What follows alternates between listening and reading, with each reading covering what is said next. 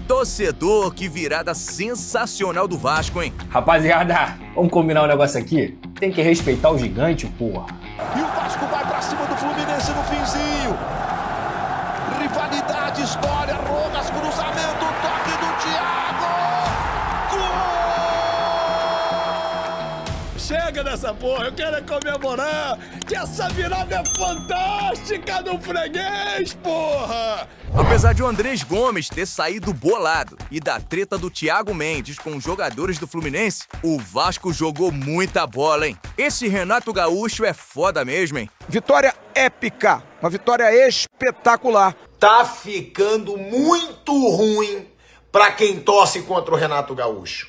Olha o começo de trabalho desse cara no Vasco. O Renato começou perdendo pro Palmeiras, que é o atual líder do Campeonato Brasileiro, e virou em São Januário, na estreia dele pelo Vasco, criando, jogando bem, sem medo do Palmeiras. Hoje, o Vasco do Renato Gaúcho começou perdendo por 2-0 pro Fluminense. Um dos gols, um gol ridículo do Canóbio com o erro da defesa, e o Vasco foi buscar a virada no último minuto. É um Renato Gaúcho que é muito perseguido por uma imprensa, muitas vezes covarde, e que sempre faz bons trabalhos. É bom a gente lembrar que o Renato levou o Fluminense no seu último trabalho à semifinal do Super Mundial de Clubes. Foi a melhor campanha de um brasileiro. E chega agora voando no Vasco. Eu torço muito pro Renato, para ele calar a boca dessa mídia, que o persegue pelo estilo de vida dele, porque ele é cariocão, e muitas vezes uma mídia bairrista de São Paulo ataca um cara que é um bom treinador e que onde ele vai, ele faz os times dele jogarem futebol. Quero ver o que a mídia vai falar do Vasco do Renato, que estava em crise, na zona do rebaixamento, agora vai para 2 vitórias dificílimas e sobe na tabela. Cara, essa é a força de vontade do grupo. Foi como eu falei da outra vez. Eu acho que o Vasco é para quem acredita. E a nossa torcida está acreditando. E nós estamos dentro de campo, estamos dando o máximo de nós para poder sair de uma situação que incomoda bastante, que é estar lá embaixo. Eu acho que o Vasco não merece de estar lá embaixo. E hoje a gente pode provar a força da nossa equipe. E espero que a gente continue assim, trabalhando de cabeça erguida, e vamos em busca de mais vitória pela frente. Um primeiro tempo desastroso se transformou em um segundo tempo espetacular. Um segundo tempo em que, mais uma vez, o Vasco da Gama mostra alma, mostra garra e, diante das adversidades dentro da mesma partida, consegue se reinventar. A grande questão é, o Renato escala errado para mexer certo?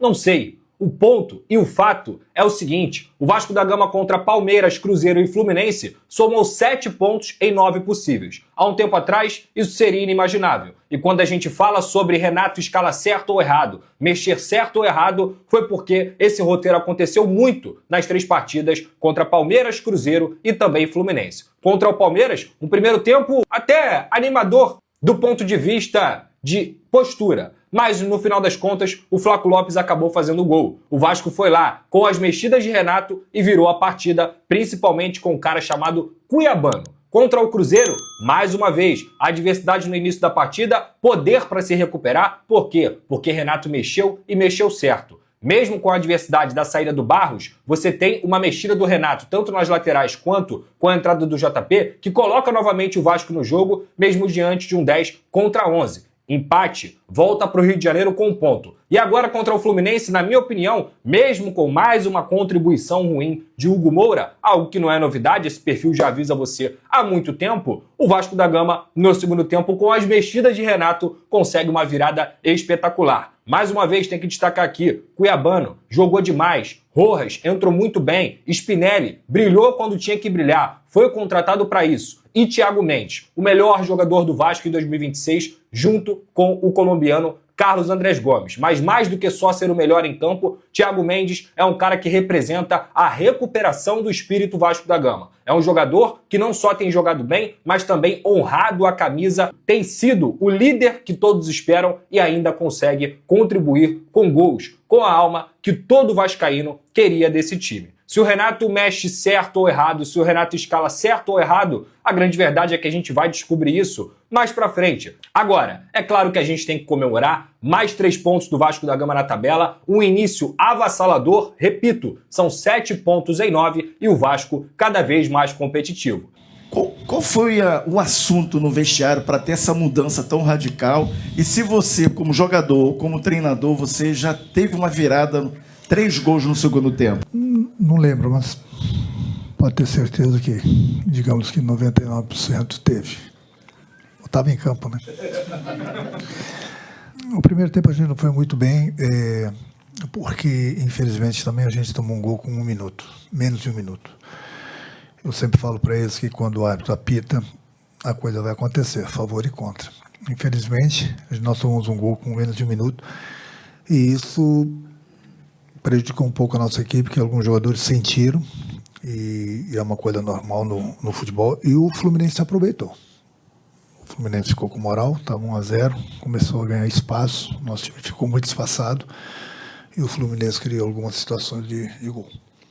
Conversamos no intervalo, mudei a equipe taticamente, voltamos, não que faltou espírito no primeiro tempo, mas o nosso time ficou mais junto, ficou com mais confiança para jogar, começou a criar, e é difícil virar um jogo desse, porque a gente não está enfrentando qualquer equipe não. O Fluminense com certeza vai brigar lá na parte de cima da tabela, vai brigar pelo título, como o Palmeiras, o próprio Cruzeiro, que daqui a pouco vai embora.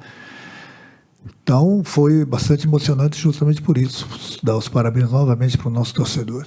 Nosso torcedor veio, compareceu, incentivou, gritou. E o que a gente poderia fazer por eles é dar essa vitória. Sabíamos que ia ser difícil, como foi. É um clássico, não é fácil você virar. E da maneira que aconteceu, entendeu? Então, mais uma vez, o grupo está de parabéns. Descansar agora, essa noite pelo menos, né? E a partir da manhã a gente começa já a pensar no Grêmio. Você vê a importância que, não pela minha chegada, não, os méritos são do grupo, mas nós disputamos 3 jogos, 9 pontos, nós ganhamos 7. E infelizmente antes, não estou falando mal de ninguém, não, pelo contrário, viu? Mas dos 4 jogos o Vasco ganhou 1. Então se a gente tivesse ganho pelo menos mais 2 pontos, aqueles 12...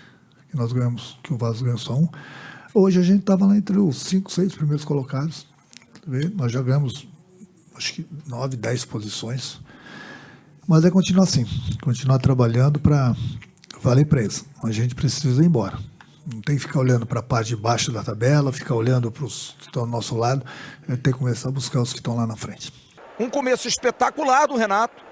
Porque até terça-feira da semana passada, quarta-feira, a gente dizia, meu Deus, esse time não ganha de ninguém. Perdeu para o Santos, foi eliminado do Carioca, vamos pegar Palmeiras, Cruzeiro, Fluminense e agora o Grêmio. E hoje eu digo, vem Grêmio, vem em mim, mais uma vitória espetacular para 28.940 torcedores que vieram ao Maracanã. É assim, é sempre sofrido, é sempre duro, é sempre apertado, é sempre na porrada, é a fórceps. Nada é fácil na vida do Vasco. Há 26 anos é assim, sendo que eu vou colocar aqui pelo menos 80% de torcedores do Vasco e que mereceram, carregaram o time nas costas. A torcida do Vasco hoje, eu diria, torcida do Vasco 3, Fluminense 2.